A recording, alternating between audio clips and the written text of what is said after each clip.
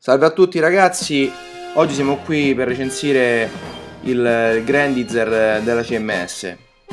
Pezzo molto discusso su tutti i forum e su tutti i gruppi dedicati ai robot, ma anche molto atteso. Proprio per questo ho deciso di recensirlo e di farvelo vedere per denunciare eventuali difetti che già girano da tempo su tutti i forum di persone che hanno già acquistato questo pezzo. Allora, questa è la scatola, molto grande, essendo un Gokin, un Chocokin. E qui abbiamo la figura nella parte frontale, la figura del Grandizer in posa statica, e qui invece lo abbiamo nella versione con lo spacer, dentro lo spacer. Qui è un adesivo che ci mostra che all'interno della scatola troveremo anche il TFO, il disco di Alcor, ed è una cosa esclusiva per quanto riguarda la Francia e l'Italia. Qui c'è scritto. E qui abbiamo in bella vista il nome del robot Grandizer e il Brave Gokin numero 40. Qui in basso troviamo il logo della CMS. Passiamo a vedere la parte laterale. Qui vediamo il Grandizer mentre spara il suo maglio perforante. Qui lo vediamo invece nella parte superiore nello spacer mentre lancia i raggi laser dai pugni. Sempre Brave Gokin 40 Grandizer.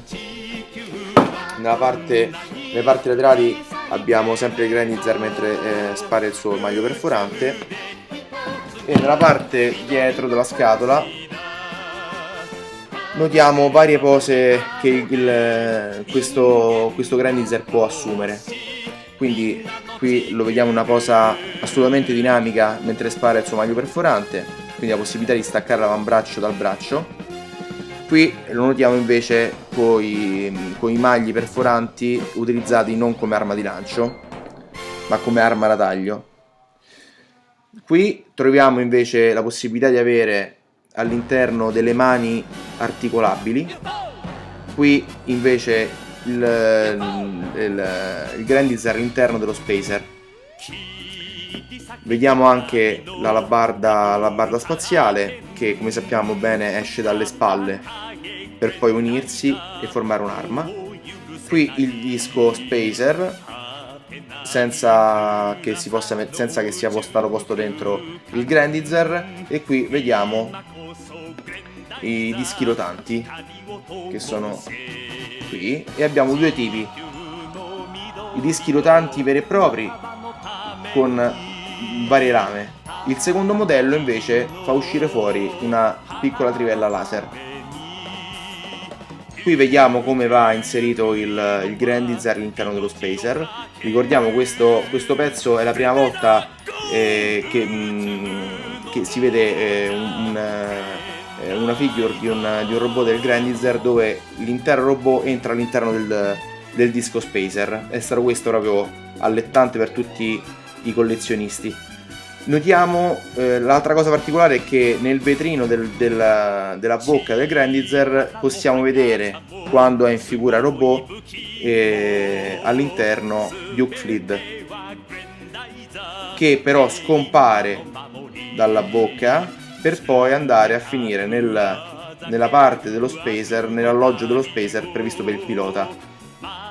Sicuramente quindi sarà un meccanismo a leva. Nel momento in cui il Grandizer entra, fa sì che compaia il Duke Fleet nell'alloggio del pilota, e invece nel momento in cui si ruota la testa indietro, si tira la testa indietro del Grandizer per porlo dentro lo spacer, scompare dalla bocca.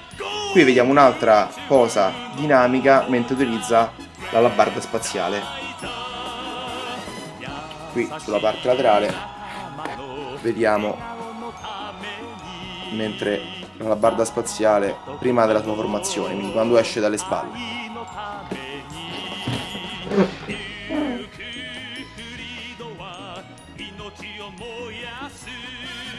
Ecco l'interno della scatola. C'è una scatola in polistirolo che contiene tutti i pezzi di questa figure. Quindi qui notiamo subito sulla sinistra della scatola il Grandizer, qui i magli perforanti fissi, qui le varie opzioni per le mani, tra cui anche quelle articolate. Qui sopra invece vediamo i dischi, le due opzioni per i dischi rotanti, come abbiamo già detto precedentemente. Qui lo spacer che regna sovrano con le sue ali. Qui le aste dell'alabarda. Qui invece notiamo i magli che poi diventeranno quelli perforanti, quindi sono quelli che vanno a rigirarsi per poter formare i magli perforanti. All'interno della scatola troviamo anche il libretto delle istruzioni, che è questo. Quindi qua notiamo tutto quello che c'è all'interno della scatola, che abbiamo appena descritto. Poi notiamo la possibilità di staccare gli avambracci, sostituire gli avambracci con quelli per fare il maglio perforante, e la possibilità di intercambiare i pugni. Ecco l'alabarda spaziale, quindi come funziona, come si tira fuori, come si forma, la possibilità del robot di allungare alcune parti, come per esempio anche questo del piede con la caviglia, o anche del busto per reclinarlo ulteriormente, come si montano le ali sullo spacer. E nella parte retrostante troviamo altre spiegazioni su come montare le varie opzioni per i dischi rotanti, e la spiegazione per poter infilare il Goldrake, il Grandizer, all'interno dello spacer, come si possono mettere le mani per attaccarle allo spacer, e come utilizzare la testa per poterlo inserire sempre all'interno. La spiegazione anche, come dicevo prima, della scomparsa e comparsa invece del Luke Fleet, ovvero Actarus nella serie italiana.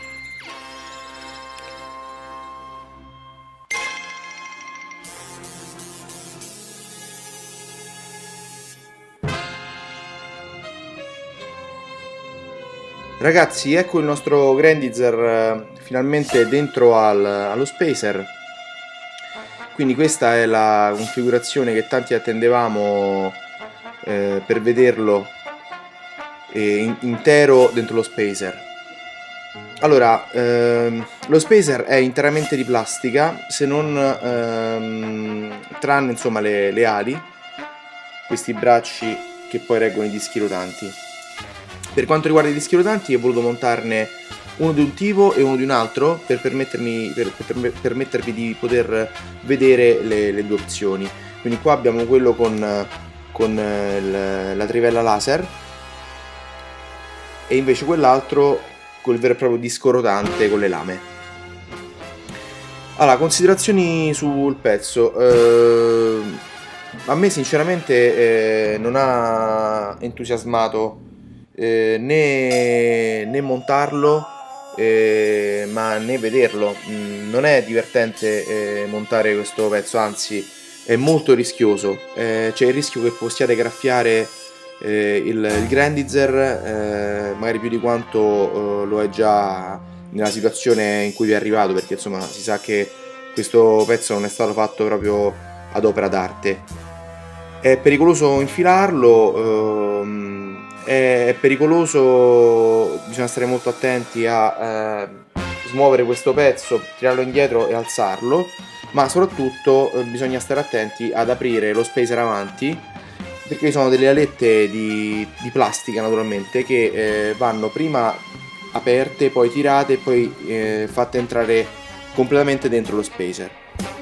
Io non so per quante volte si possa riuscire a ripetere questo tipo di operazione. insomma io penso una volta, decidete, se già l'avete e decidete di inserire dentro lo spacer, fatelo il meno possibile o veramente stareci molto attenti, perché ci vuole un bel po' per poterlo fare, e comunque il risultato non è eccelso, perché come potete aver ben potuto vedere, il corpo rimane staccato dallo spacer, non diventa non diventa un unico pezzo. E non si incastra, i piedi si incastrano nella parte posteriore grazie a due calamite che ci sono all'interno, che permettono di attaccare il piede alla base, no? Dove sono dietro i rattori, però questo non assicura comunque la stabilità del pezzo, e come vedete qui rimane dello spazio, le mani non si incastrano, ma non si riescono a incastrare benissimo, rende l'idea, ma non è proprio il massimo.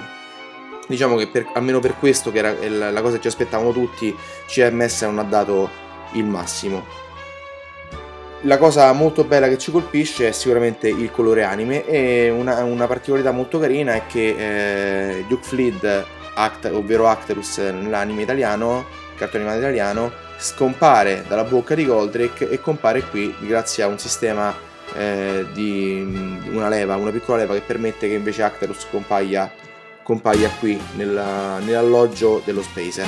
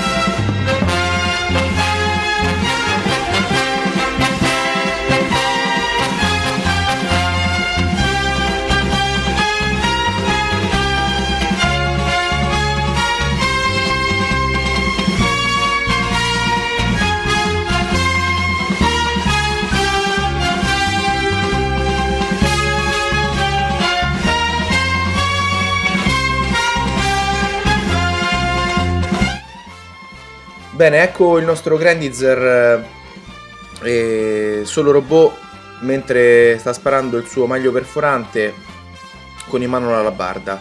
Ai suoi piedi possiamo vedere il TFO guidato da Koji Kabuto, ovvero nella versione italiana da Alcor. Allora, innanzitutto vorrei dire, l'alabarda spaziale è molto delicata. Attenzione, perché c'è un piccolo perno su una delle due aste che è molto fragile, quindi attenzione quando la unite e la infilate nel pugno. Allora, la cosa che ci ha colpito di questo Grandizer, naturalmente, come già dicevo, è la colorazione, questa colorazione anime con le parti bianche e le corna gialle. È un giallo però non a tinta unita, ma è un giallo arancio, quindi un pochino cangiante. La versione giapponese sappiamo avere le corna invece dorate. Come robot è abbastanza posabile, è pesante, quindi è un diecast formato da molto metallo, con un esoscheletro in metallo, e le parti che si possono rinvenire in plastica sono gli avambracci, le cosce e le spalle. Il resto sembra quasi interamente in metallo, e poi beh, la testa naturalmente è parte plastica e parte metallo. Molto carino il vetrino dove possiamo intravedere il pilota Duke Fleet. All'interno della scatola quindi troviamo, oltre al TFO, che è un'esclusiva per quello che riguarda le importazioni in Italia e Francia, troviamo le opzioni per le mani. Quindi troviamo questa mano semi aperta, la troviamo sia a destra che a sinistra, quindi tutte le opzioni che vi farò vedere sono tutte opzioni doppie, sia per la destra che per la sinistra. Poi abbiamo il pugno più piccolo chiuso, che in questo caso serve per quanto riguarda il maglio perforante, è inserito all'interno dell'avambraccio rigirato che forma il maglio perforante. Per quanto riguarda appunto il maglio perforante abbiamo questa opzione, quindi poter mettere direttamente quella che montiamo sull'avambraccio, che è un'opzione fissa, oppure l'opzione mobile, che è questa. La possiamo rigirare in modo da formare il maglio perforante. Poi abbiamo smontato le spalline per poter fare l'effetto alla barda. Altre opzioni per le mani sono la mano articolata, che ci è servita per montare il Grandizer all'interno dello Spacer, quindi articolata, anche se poi molti pezzi, le falangi si staccano facilmente, e questo si piega. Poi abbiamo il pugno chiuso, completamente chiuso, sia a destra che a sinistra sempre.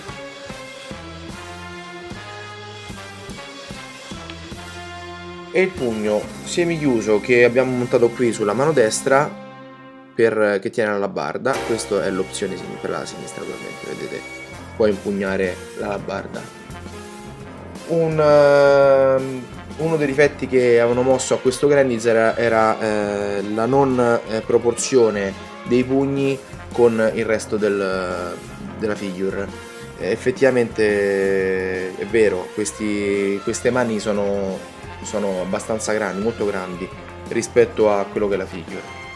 Altri difetti, quelli poi denunciati su tutti i forum e su vari gruppi di Facebook, anche di chi l'ha comprato naturalmente, sono le imperfezioni con le quali è stato prodotto. Quindi imperfezioni di colorazione sono quelle che ci sono arrivate. In questo caso, ecco, anche qui ci sono dei piccoli puntini, delle sbafature, insomma non è proprio ad opera d'arte.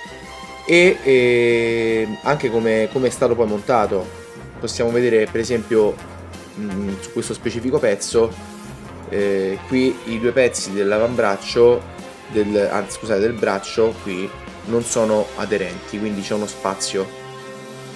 Ora non abbiamo visto con la lente di ingrandimento, però insomma è un pezzo che costa di per sé dai 2,30 ai 2,60, 2,70, quindi è un prezzo abbastanza alto per un Chocokin. Quindi insomma tutti i collezionisti vorrebbero vedere un pezzo del genere a quel prezzo, perlomeno insomma uscire dalla scatola in maniera perfetta, senza imperfezioni. Questo è il pezzo che ha tirato fuori invece la CMS, criticato. Io vi devo dire che questo robot, nella sua forma di robot, rende anche, vedendolo esposto è bello, soprattutto perché sono belli i colori, nel momento in cui non trovate delle imperfezioni. Poi insomma a voi la scelta di spendere o meno tutti questi soldi per averlo. Chissà se la Bandai ce lo vorrà riproporre o se dovremo rimanere col Bandai 004 e 04S. Io ve lo faccio gustare un altro pochino in movimento.